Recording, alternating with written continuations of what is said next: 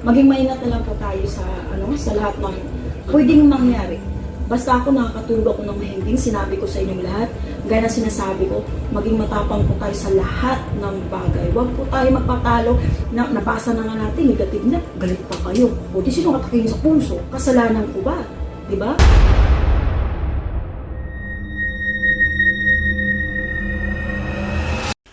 Hello po mga Kapi-TV, sa video na ito itatalakayin natin ang kalunos-lunos na dadanasin ng tatlong lugar na ito sa Pilipinas ayon sa mga visions ni Madam Rudy Baldwin. Pero kung ikaw hindi pa nakasubscribe sa aking channel, baka naman.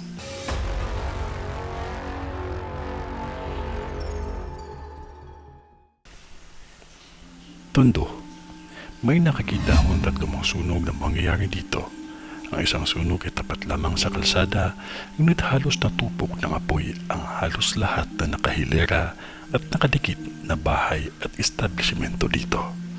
Ang pangalawang sunog ay malapit lang ito sa lugar na kung saan may school, at ang pangatlo ay halos natupok ang buong barangay. Tatlong sunog, ngunit ang dalawa nito ay matindi ang pinsala, ang nilamo ng apoy.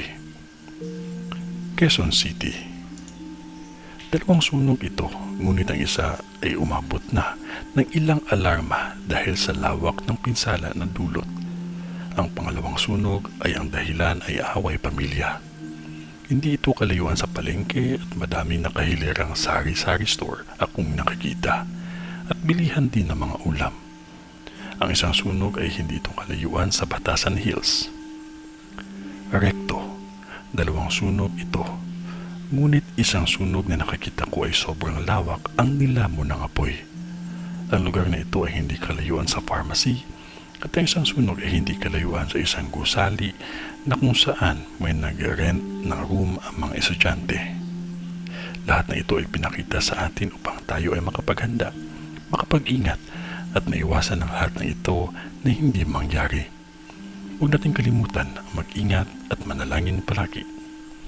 Sa ngalan ng Diyos Ama, ng Diyos Anak, at ng Diyos Espiritu Santo. Amen.